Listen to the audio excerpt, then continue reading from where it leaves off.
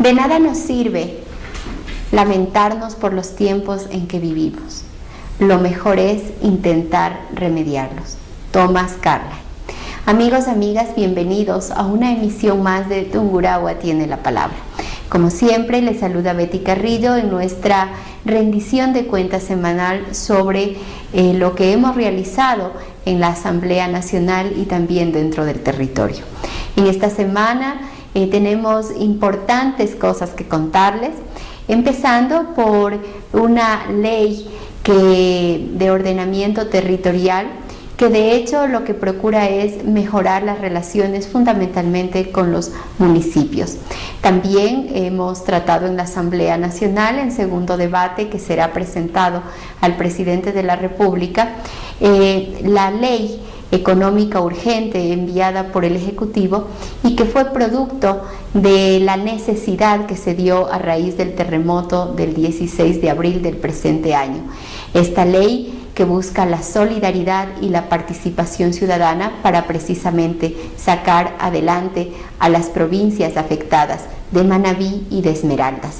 Y también la reunión que tuvimos con las mujeres dentro del grupo parlamentario de mujeres, conjuntamente con las diferentes instituciones del Estado, como el MIES, el Ministerio de Salud, el Ministerio de Justicia, a fin de viabilizar y de tomar en cuenta medidas que deben darse para las víctimas del terremoto, quienes se encuentran en los albergues, y prevenir cualquier tipo de violencia que se pueda generar en contra de mujeres, niños, niñas y adolescentes. Bienvenidos entonces a una emisión más de Tungurahua tiene la palabra. ¿Cómo estás, Paulo César? Muy bien, asambleísta, como siempre, un gusto compartir con toda la teleaudiencia que a través de esta pantalla forma parte del debate legislativo en Tungurahua tiene la palabra. Como ya lo habíamos señalado, muchas novedades importantes que informar esta semana y empezamos precisamente por lo que nos comentaba la asambleísta, la aprobación de la Ley de Ordenamiento Territorial, Gestión y Uso del Suelo. Al respecto, escuchemos cuáles son las declaraciones de Richard Calderón, presidente de la Comisión de Gobiernos Autónomos, en un diálogo para Tungurahua tiene la palabra. Para Tungurahua tiene la palabra nos encontramos en el despacho del asambleísta Richard Calderón. Él es presidente de la Comisión de Gobiernos Autónomos de la Asamblea Nacional, que esta semana culmina ya el tratamiento del proyecto de Ley Orgánica de Gestión de Uso de Suelo y Ordenamiento Territorial. Asambleísta, ha sido un proceso ampliamente discutido en la Asamblea Nacional, socializado plenamente también con los GATS y con la colectividad en general, que hoy, esta semana, pues termina su deliberación en la Asamblea Nacional. ¿Cuál es el aporte de este proyecto hacia el país y los objetivos que se ha planteado? El país, el Ecuador, es una de las naciones que no disponen de una ley de suelo, una de las pocas. Hoy estamos planteando que efectivamente, respetando la autonomía de los municipios, la Constitución, se pueda planificar las ciudades, se pueda garantizar a los ciudadanos una vivienda segura, digna, con servicios básicos. Y para esto se establecen varios instrumentos, una normativa flexible también, y sobre todo una institucionalidad que garantice el cumplimiento de los diferentes niveles de gobierno en cuanto a ordenamiento territorial y control del suelo. Garantizar fundamentalmente un concepto nuevo en el país, que es el derecho a la ciudad, el derecho a la ciudad que tienen todos los habitantes, que está consagrado ya en nuestra Constitución como un ámbito de convivencia común y también de justicia social. Así es, en la Constitución está el derecho a la ciudad. Esto es de que entender que la ciudad es una construcción colectiva, que debe primar el interés general y no el mercado o el interés de particulares. Es decir, la ciudad debe garantizar servicios básicos, acceso a espacios verdes, espacios públicos, un adecuado equipamiento. Los ciudadanos, por ejemplo, necesitamos que en nuestro barrio exista parques, jardines, juegos infantiles, que esté una unidad de policía comunitaria, un centro de salud lo más cerca posible, y para esto es fundamental planificar la ciudad. Los municipios tienen esta competencia. Lo que hace la ley de ordenamiento es brindar herramientas, instrumentos para que en efecto se pueda lograr este objetivo. Trágicos eventos asambleístas como el acaecido el 16 de abril, el terremoto en Manabí, han sido una muestra no solo del espíritu solidario de los ecuatorianos, pero también de cómo está organizada la infraestructura en las ciudades y de pronto de los desequilibrios que existen en el desarrollo de unos y otros. ¿Cómo piensa el proyecto de ley aprobado por la Asamblea Nacional revertir esta situación o cuál es el diagnóstico que motivó la aprobación de esta ley? Sí, primero señalar que el Ecuador está en un territorio con varias amenazas, varios riesgos. Por ejemplo, está los sismos, las inundaciones con el fenómeno del Niño, las erupciones de volcanes, y para esto se deben tomar todas las medidas preventivas, sobre todo establecer zonas seguras donde existan los asentamientos humanos. Y lo otro también es garantizar que la construcción de las viviendas tengan y cumplan ciertas normas mínimas.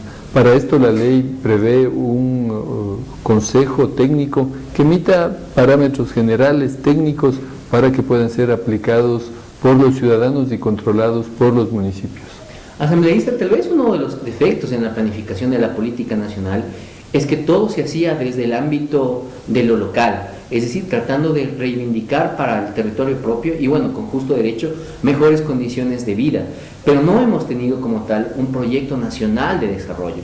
¿Considera usted que esta iniciativa legal aprobada por la Asamblea va generando que en el Ecuador tengamos tal vez la opción de garantizar condiciones justas de vivienda y de hábitat para todos en condiciones más o menos equitativas?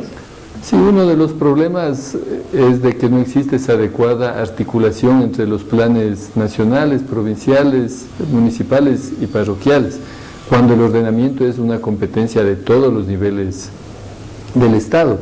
Y lo otro también es de que en los casos en que se han aprobado y realizado esta planificación, no existe la voluntad política de hacer cumplir, de informar a la ciudadanía, de institucionalizar la planificación como tal.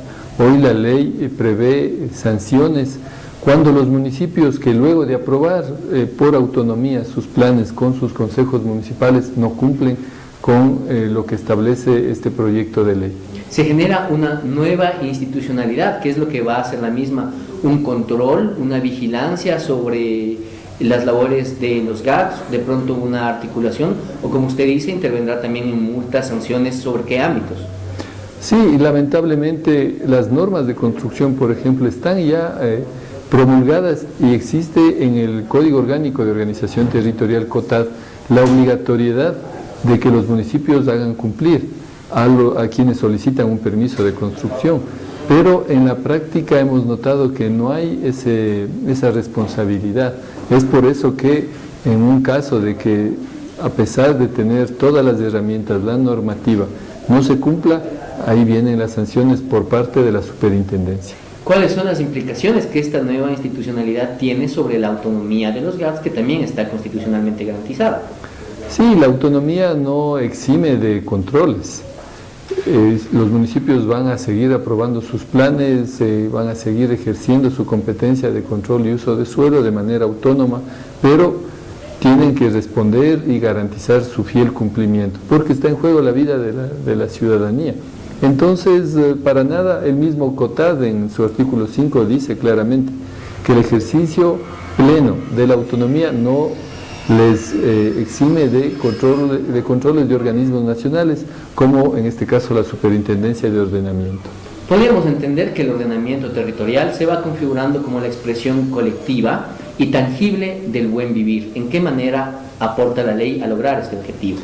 Sí, es tangible porque cuando se planifica adecuadamente se garantiza dotación de agua potable, alcantarillado, energía eléctrica, vías, espacios verdes, y eso es el buen vivir, ¿no? El de que conjuntamente con nuestras familias podamos tener agua segura, salir a espacios de recreación, tener un transporte que nos garantice llegar rápido a nuestros lugares de destino, de trabajo. Entonces, ese es el buen vivir que busca esta normativa, pero para esto, insisto, la planificación y la gestión del suelo es fundamental.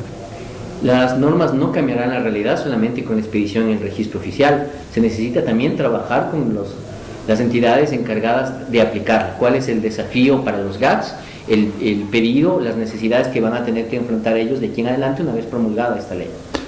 Sí, también es importante la cultura ciudadana, pero para esto pues las instituciones públicas debemos informar, capacitar, establecer la importancia de que los ciudadanos cuando realizan un trámite con respecto a la construcción o mejoramiento tomen en cuenta estos aspectos de orden técnico. Muchas veces la informalidad aparentemente que resulta más barata, pero al final de cuentas se pone en riesgo la vida de la gente o se destruye la casa. Prueba clara es lo que ha ocurrido en Manabí. Es por esto que nosotros como asambleístas lo que hacemos es realizar para lo que estamos, ¿no? Para expedir normativa, y ahora pues tanto lo público como lo privado debe respetar y aplicar esta normativa. Muchísimas gracias. Ha sido la participación del asambleísta Richard Calderón exponiendo para todos los tungurahüenses los principales logros, implicaciones y alcances de la Ley de Ordenamiento Territorial, Gestión y Uso del Suelo. Muchísimas gracias. Lo más importante en todos los cambios que se han dado en las reformas a la Ley de Ordenamiento Territorial son los procesos de socialización llevados adelante a lo largo y ancho del país. Así es, y precisamente como resultado de este proceso de socialización han surgido varias inquietudes planteadas por los GAT a la asambleísta Betty Carrillo, las mismas que fueron plasmadas también en el Pleno de la Asamblea Nacional y acogidas en el texto final de la Ley de Ordenamiento Territorial, Gestión y Uso de Suelo. Escuchemos cuál fue la intervención de nuestra asambleísta en la sesión del Pleno. Gracias, compañera presidenta.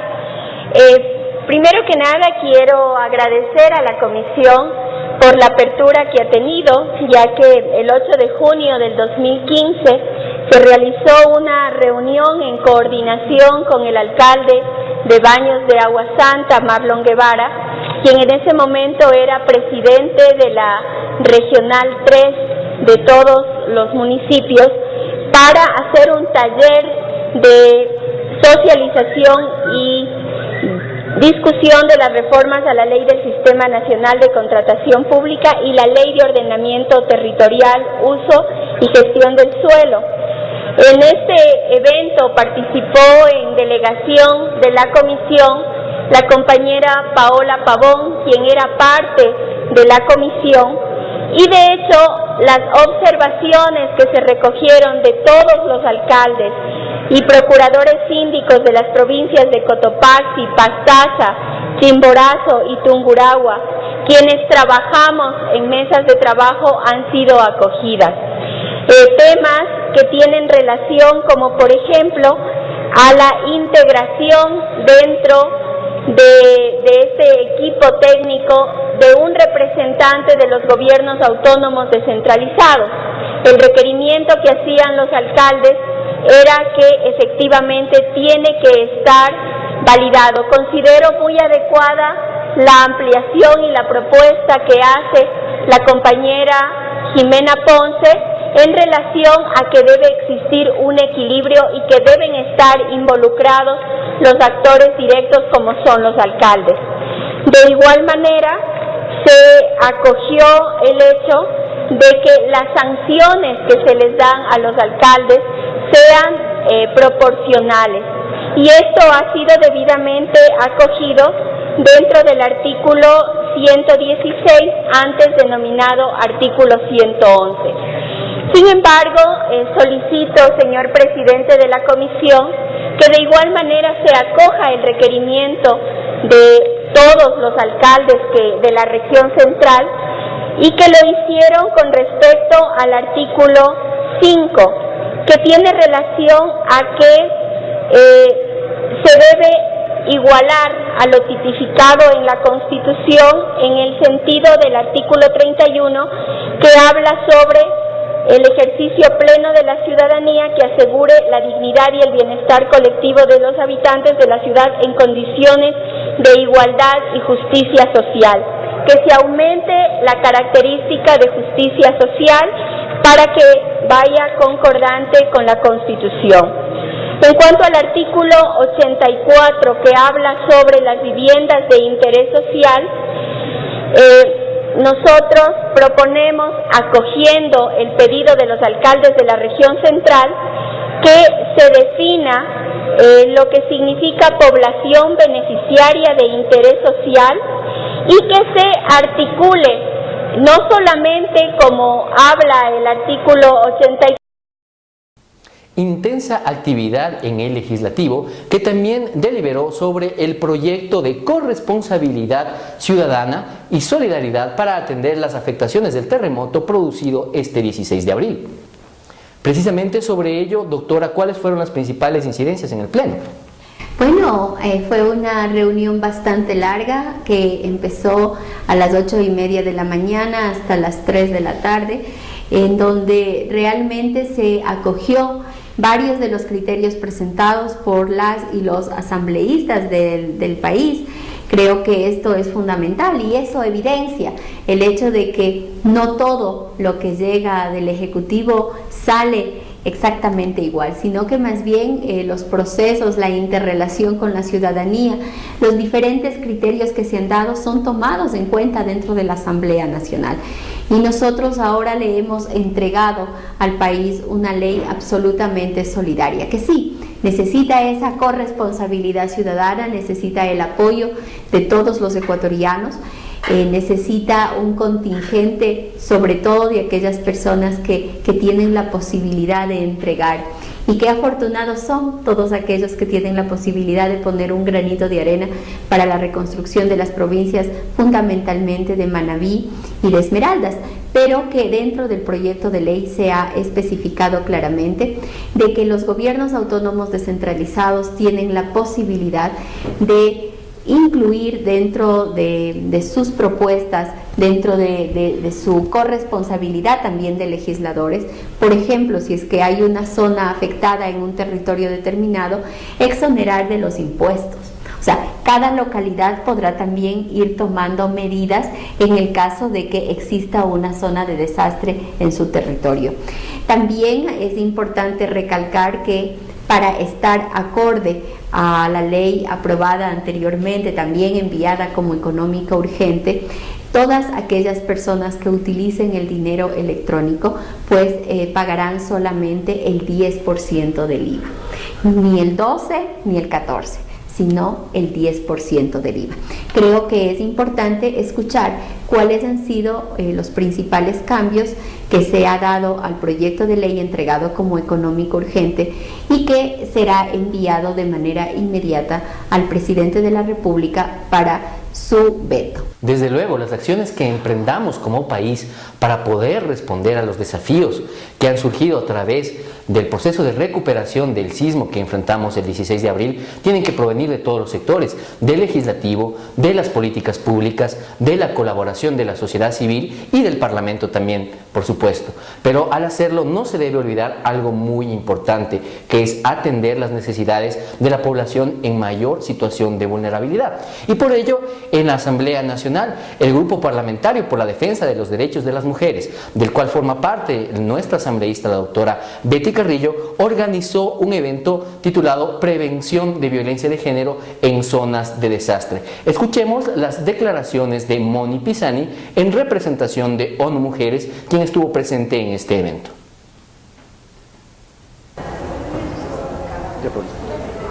Nos encontramos con Moni Pisani en representación de ONU Mujeres aquí en la Asamblea Nacional en el evento del Grupo Parlamentario por la Defensa de los Derechos de las Mujeres, que tiene por objeto tratar un tema muy importante de las contingencias de atención por el terremoto en Manabí, como lo es la prevención de la violencia de género. Bienvenida, Moni, muchísimas gracias por su tiempo. Tungurahua tiene la palabra. ¿Cuál es el objetivo de este evento y la participación de ONU Mujeres? Sí, el objetivo de este evento, que ha sido convocado por el Grupo Parlamentario por los Derechos de las Mujeres y de la Niñez, es que se comparta lo que están haciendo las distintas instituciones en prevención de violencia de género en la zona del terremoto. Por esa razón están aquí las integrantes del Plan Nacional para Erradicar la Violencia contra las Mujeres y la Niñez y la Adolescencia. Las distintas instancias del Estado que conforman el plan están acá, y también estamos las agencias de cooperación, el Fondo de Población de las Naciones Unidas y ONU Mujeres, que hemos venido acompañando al Estado ecuatoriano en esta respuesta. Los desastres naturales afectan de manera distinta a grupos en diferente situación de vulnerabilidad. ¿Cuál es la situación de las mujeres y por qué es importante realizar un programa de intervención especializado? Sí, bueno, las emergencias pues no son neutrales, afectan de manera diferenciada a mujeres, a hombres, a niños, a adolescentes, a personas con discapacidad y a personas de tercera edad.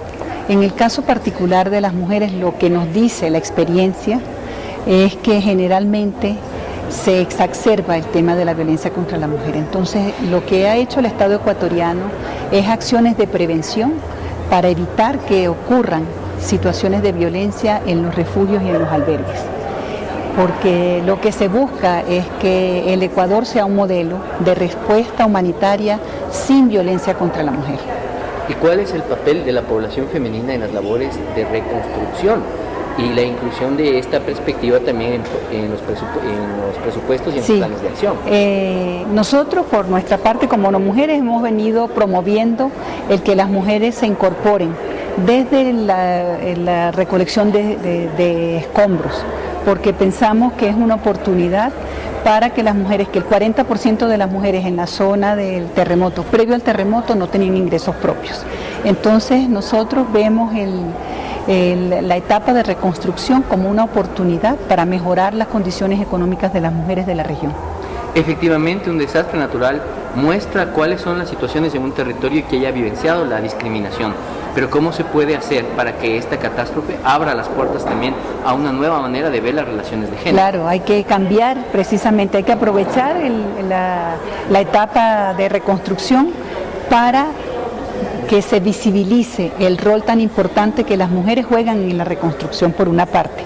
Porque las mujeres no debemos olvidar que en el momento de la emergencia e inmediatamente después de la emergencia las mujeres son las primeras, que es, bueno, porque precisamente por los propios condicionamientos de género, del cuidado, de la atención, las mujeres inmediatamente salen a atender, a apoyar, a responder a la emergencia. Pero en la etapa de la reconstrucción es muy importante que se abran espacios para que las mujeres se incorporen en esa fuerza laboral que va a ser muy importante para toda la etapa de reconstrucción, y eso es lo que nosotros hemos venido promoviendo, que las mujeres se incorporen desde el mismo momento de la recolección de escombros. La ONU, a través de sus instituciones y programas, ha realizado un acompañamiento permanente en materia de derechos humanos.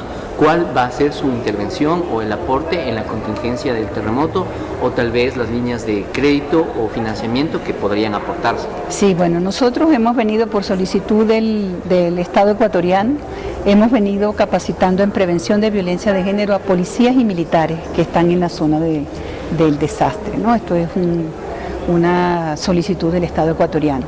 Y por otra parte estamos ahora en una etapa, bueno, vamos a continuar con esa capacitación porque eso es para cada vez que hay un nuevo relevo que va al territorio se hace la capacitación conjuntamente con otras agencias del sistema. Pero además de eso, nosotros estamos ahora, la próxima semana estamos arrancando un programa para capacitar mujeres microempresarias que están ubicadas en los refugios y que tienen potencialidades para ser mujeres emprendedoras. ¿Cuál es el llamado a la sociedad civil, a quienes nos están escuchando en este momento, para su intervención solidaria que es aún necesaria en la provincia de Manabí? Sí, mire, yo el llamado que hago a la sociedad civil es que continúe contribuyendo de una manera organizada, que se contribuya con las instancias que están responsables de la emergencia, porque lo que puede ocurrir y ha ocurrido en otros países es que todos tenemos el interés y la intención de apoyar, pero si esto no se hace de una forma ordenada, si no se hace a través de los canales que corresponden, puede ocasionar distorsiones en la zona del desastre. Entonces hay que hacerlo de una forma organizada y con las instancias que son responsables de la respuesta. Muchísimas gracias. En efecto, una catástrofe natural puede potencializar los conflictos que una población haya vivido, en especial cuando se haya tratado de un territorio que haya venido sufriendo discriminación por género. Recordemos además que las mujeres son quienes enfrentan mayores desafíos cuando existe una situación de desastre. Doctora, ¿cuáles fueron los objetivos que se planteó este evento, las acciones que se va a tomar como legislativo y sobre todo los parlamentarios comprometidos en evitar la violencia en contra de las mujeres y en contra de las niñas que en este momento se encuentran en los albergues en las provincias de Manabí y demás zonas de desastre? Bueno, primero que nada, recordar que nosotros tenemos dos acciones fundamentales como asambleístas. La una es de legislar y la otra de fiscalizar. Y dentro de ese marco es que se ha constituido este evento en donde se convocó a las diferentes instituciones del Estado, Ministerio de Justicia, Ministerio de Inclusión Económica y Social, Ministerio de Salud, para que nos informen cómo están realizando su labor. Nosotros habíamos visto en redes sociales que se denunciaba que incluso en algunos albergues se habían dado hechos de violencia en contra de las mujeres. Se pudo establecer de que no existió ningún reporte oficial de ningún atentado en contra de las personas, de las mujeres en los albergues. Y además también se ha explicado que la Fiscalía también está interviniendo en estos casos, poniéndose a la orden sobre cualquier tipo de violencia que pueda darse dentro de los albergues. Recordemos de que, como tú bien lo manifestaste, se encuentran en un espacio que no es su hogar, emocionalmente cargados con una carga muy grande de estrés. Perder todo es encontrarse en situaciones de absoluta pobreza, ¿no es cierto? Pues por supuesto que eleva las posibilidades de violencia, y es por eso que de manera adecuada se tiene que tomar medidas inmediatas. Se acordó que nosotros como legisladores vamos a estar vigilantes de que las políticas y los procesos y los protocolos que se han dado por parte de los diferentes ministerios se lleven adelante. De parte de nuestro despacho se pidió de que intervengan también con aquellas familias que no están dentro de los albergues, pero que se encuentran en parques, por ejemplo, la intervención de otras instituciones. Y bueno, yo creo que fue una jornada absolutamente favorable porque se llegó a acuerdos entre las diferentes instituciones del Estado. Todo ello para garantizar algo fundamental, que es el respeto a la vida y a la integridad de las mujeres, niños, niñas y adolescentes que se encuentran en situación de riesgo. Recordemos que lo que actualmente vive Manabí puede acaecer en cualquier zona del país. La propia provincia del Tungurahua está en zona de desastre, y es por ello, doctora, que resulta fundamental trabajar en elementos de prevención y educación para concientizar sobre la violencia de género que puede acrecentarse cuando la población debe trasladarse a albergues. Así es, efectivamente, nosotros también en la provincia de Tungurahua hemos estado recorriendo las diferentes instancias en donde nos han reportado directamente a nuestro despacho, y es por eso que, por ejemplo, llegamos a la unidad educativa de Yangagua, en donde de hecho a raíz del terremoto del 16 de abril pudimos evidenciar de que existen techos que se habían caído, existen paredes que están fisuradas, y que nosotros ya hemos hecho las acciones necesarias con el Ministerio de Educación para que se refaccionen esas aulas y para tener una intervención inmediata. Entonces considero de que esas acciones que las vamos realizando y que las vamos realizando a nivel nacional, porque en la Asamblea Nacional es para la generalidad, las vamos aplicando también territorialmente, y es lo que nos permite más bien ir construyendo una sociedad más justa e ir intercalando las leyes con un accionar en el territorio. Y de esa manera, como lo habíamos mencionado, se procura otorgar una respuesta integral para atender las necesidades de nuestros compatriotas afectados en la zona de desastre. Nuestro compromiso, como siempre, de trabajar de la mano de la comunidad en la construcción de las leyes, en la construcción de ciudadanía y en la construcción de principios que nos permitan convivir en sociedad. Les esperamos el día de mañana para que nos sigan a través de Tungurahua Tiene la Palabra en radio. Que tengan muy buenas noches.